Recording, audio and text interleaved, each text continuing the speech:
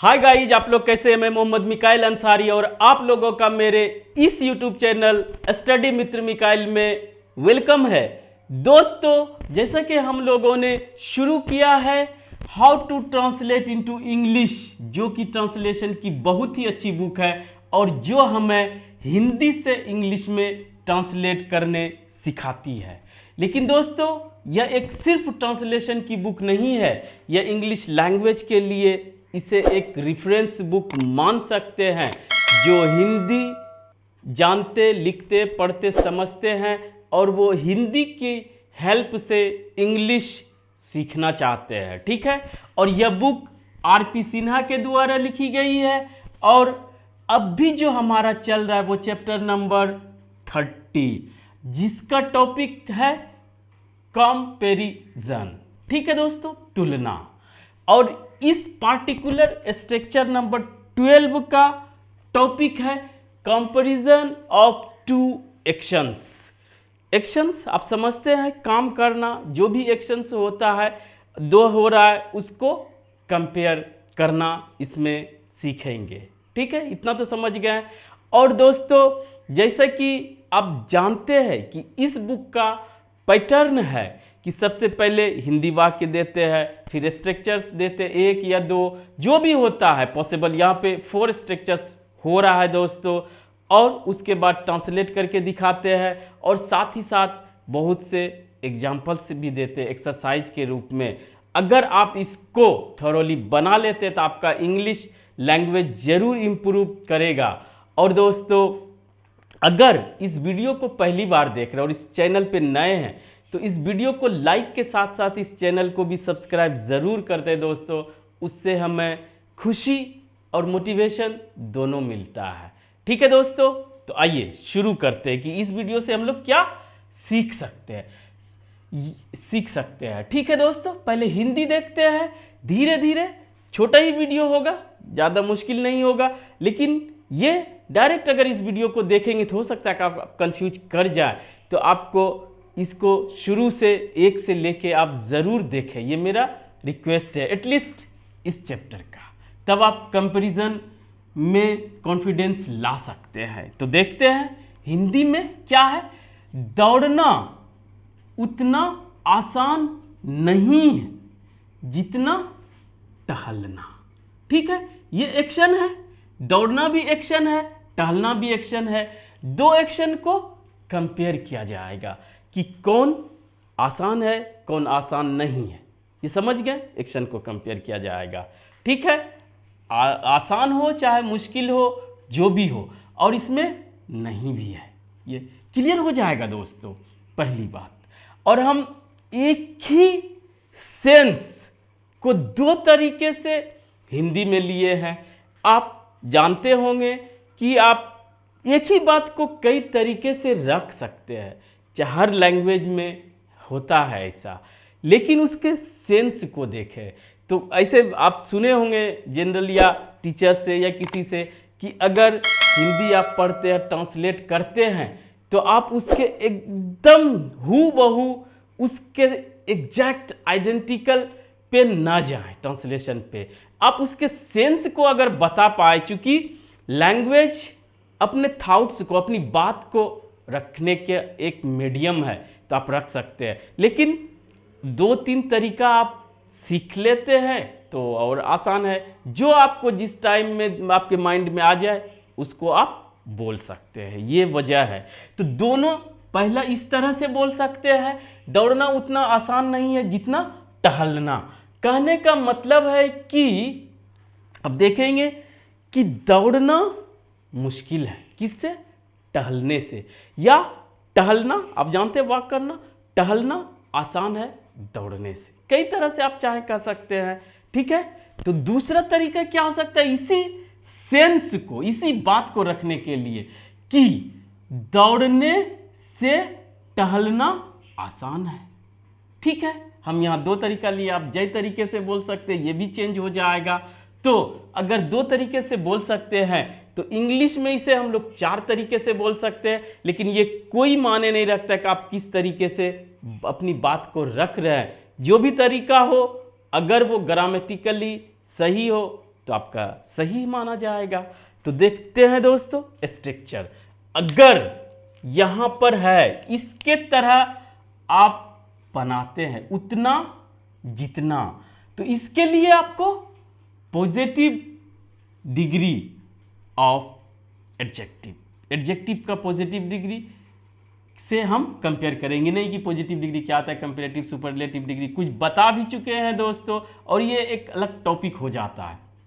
तो जब भी पॉजिटिव डिग्री कंपेयर करने के लिए यूज करेंगे तो वहां पे उसके पहले भी एज लगाएंगे, उसके बाद भी एज लगाएंगे। ठीक है दोस्तों, एज ये हो जाएगा। और यहां पे जो एक आता है जेरंड, यहां दोस्तों जेरंड और इंफिनिटिव दोनों यूज किया गया है।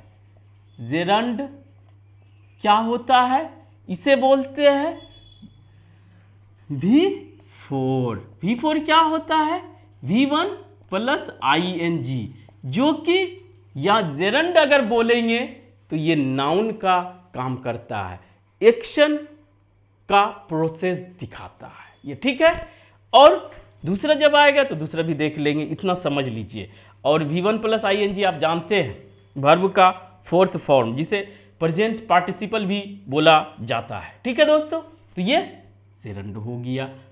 अब और आसान नहीं, इजंट, ठीक है। फिर यहां पे जेरंड से जेरंड का कंपेयर कर रहे हैं तो जेरंड दे देंगे। दूसरा तरीका हिंदी में दूसरा था, तो यहां पर दूसरा तरीका जेरंड, और यहां पर कोई निगेटिव वर्ड नहीं है, ठीक है, तो इज सिंपल रखेंगे और कंपेयर करेंगे।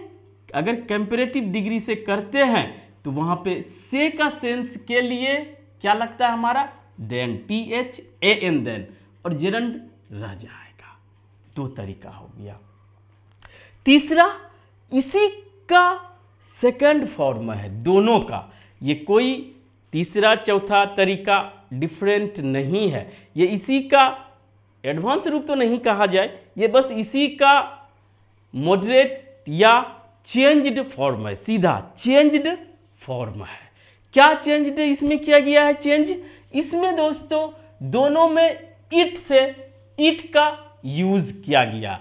अगर पॉजिटिव डिग्री यूज कर रहे हैं तो यहां तक तो ठीक है, लेकिन एज के पहले ही इंफिनिटिव को लगा दिया जाता है। इंफिनिटिव क्या होता है, तो सिंपली अगर इंफिनिटिव की बात करें, जेरंड इंफिनिटिव भी पढ़ा जाता है दोस्तों, इंफिनिटिव ये सिंपली बोला जाता है 2 + V1 को। वर्ब का फर्स्ट फॉर्म 2 के साथ जब आता है तो उसे इंफिनिटिव बोला जाता है। फिर सिर्फ अगर वर्ब का फर्स्ट फॉर्म आता है, 2 नहीं आता है, तो उसे बोला जाता है इंफिनिटिव विदाउट 2। क्लियर, यही V1 होता है। या bare infinitive, BARE, bare infinitive, और इसका यूज वर्ब के तरह होता है, ठीक है। और जब 2 के साथ आता है तो ये एक्शन का ही काम करता है नाउन के तरह। क्लियर, तो यहां पर देखेंगे दोस्तों ये इंफिनिटिव आ जाएगा 2 + V1, जिसके कंपेयर करेंगे तब एस डालेंगे और उसके बाद यहां पर सिर्फ और सिर्फ V1 रहेगा। फोर्थ, पहला का ये चेंज्ड फॉर्म और दूसरा का ये चेंज्ड फॉर्म, ये निगेटिव यहाँ था तो निगेटिव डाल दिया, यहाँ पर पॉजिटिव है, पॉजिटिव कंपैरेटिव डिग्री है, तो कंपैरेटिव डिग्री के बाद यही इंफिनिटिव 2 + V1 पहले देंगे तब देन देंगे। उसके बाद एक चीज याद रखना है कि देन के बाद यहां पर भी एज के बाद 2 + V1 नहीं डालेंगे और देन के बाद भी 2 + V1 नहीं डालेंगे, सिर्फ V1 होगा।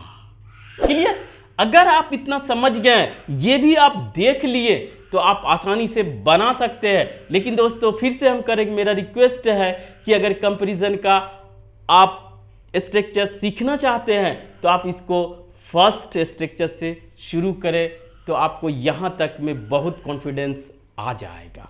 प्लेलिस्ट है, बस इसी को देख सकते हैं। तो दोस्तों, पहला, दौड़ना उतना आसान नहीं है जितना टहलना। हम बताया है कि कोई भी बात को किसी भी लैंग्वेज में कई तरीके से रखा जा सकता है, चाहे वो हिंदी हो, इंग्लिश हो, उर्दू हो, कोई भी वर्ड उसमें यूज़ किया जा सकता है। निगेटिव को पॉजिटिव भी बनाया जाता है, पॉजिटिव को निगेटिव भी बनाया जा सकता है, कभी क्वेश्चन भी उसे बनाया जा सकता है। ये माने नहीं रखता है, बस अपनी बात को रख सकते हैं, हू बहू के झंझट में नहीं पड़े। लेकिन चूंकि ट्रांसलेट करना है तो आपको सब बता दे रहे कि आपको जो अच्छा लगे, जो दिमाग में सेट कर जाए, वो उसे आप यूज़ करें। ठीक है, तो यहाँ पर देखिए, दौड़ना उतना आसान नहीं है जितना टहलना। उतना जितना रहे तो हम लोग पॉजिटिव डिग्री लगाएंगे, ये समझ लीजिए। तो दौड़ना कौन टफ कौन है या मुश्किल कौन है या इजी कौन नहीं है? रनिंग। तो रनिंग से शुरू करेंगे, हिंदी में इधर रहे उधर रहे नहीं। Running isn't as easy as walking, यानी कि दौड़ना उतना आसान नहीं है, यहां तक में हो गया। दौड़ना उतना आसान नहीं है जितना क्या टहलना, हो गया। यहां से अगर लें, दौड़ना उतना आसान नहीं है जितना टहलना, सब आ गया इसमें, क्लियर आपको हो जाना चाहिए। दूसरे तरीके से, दौड़ने से टहलना आसान है। ये क्या कह रहा है कि आसान कौन है, कंपेयर कर रहा है तो उसको ये पहले लेगा। ठीक है, या चेंज हो जाता है। Walking is easier, comparative degree easier. ठीक है, क्या कह रहा है? टहलना आसान है, देन किससे, किसके अपेक्षा या किससे? तो देन रनिंग, रनिंग से, दौड़ने से टहलना आसान है या टहलना दौड़ने से आसान है। हर हाल में आपका सेंस सेम रहना चाहिए। ठीक है, ये आप ध्यान में रखेंगे। हिंदी में इधर उधर हो भी जाए, इंग्लिश में अगर इसको उधर कर देंगे तो उलट जाएगा। अब जो दूसरा तरीका बताएं, इसका ये चेंज्ड फॉर्म है तो इसका देख ले, ये चेंज्ड फॉर्म, इट लगा दिया गया, बस कुछ नहीं किया गया है। और जो जेरंड था उसे इन्फिनिटिव में चेंज कर दिया गया। It is, it isn't as easy, यहां तक रहा। फिर टू रन, या इट का नहीं कुछ रहेगा, दौड़ना, टू रन मीन्स भी दौड़ना, टू रन दौड़ना आसान, उतना आसान नहीं है जितना वॉक करना, और यहां पर आपको टू नहीं लगाना है। क्लियर? अब देखिए इसका, ये अगर नोट वाला आपको मुश्किल लग रहा है तो आप पहले इस पे कमांड करें, फिर आप पॉजिटिव डिग्री का कंपेयर करेंगे। It is easier to walk, it is easier to walk. क्या वॉक करना आसान है, किससे? देन कंपेयर करता है किससे? रन करने से, दौड़ने से। तो दोस्तों, अगर इसके पहले आप देखेंगे वीडियो और यहाँ तक देखते हुए पहुँचेंगे तो आपको बहुत ही इजी या आसान हो जाएगा। अगर नहीं भी देखे तो इस वीडियो को जितनी बातें आपको बताई गई है, अगर उसको आप गौर से सुनते हैं और उस पे एनालिसिस करते हैं तो भी आप आसानी से इस स्ट्रक्चर पे कमांड कर सकते हैं। बस आपको थोड़ा सा प्रैक्टिस करना पड़ेगा, चाहे वो मेंटल प्रैक्टिस हो, चाहे वो बुक देख के सिचुएशन, कंडीशन, स्टेटमेंट क्रिएट करें और फिर उसको ट्रांसलेट करने की कोशिश करें। तो दोस्तों, आज बस इतना ही। अगर यह वीडियो आपको अच्छा लगा हो और आप इससे कुछ सीखे हो तो प्लीज़ इसे लाइक करें, सब्सक्राइब करें और अपनों के बीच शेयर जरूर करें दोस्तों। Thank you for watching, have a nice day.